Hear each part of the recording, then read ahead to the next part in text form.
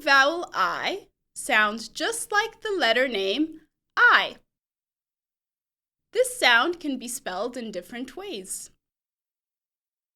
Look at these spelling combinations. Some examples of a long I are like, right. Now, let's practice saying the long vowel I. I.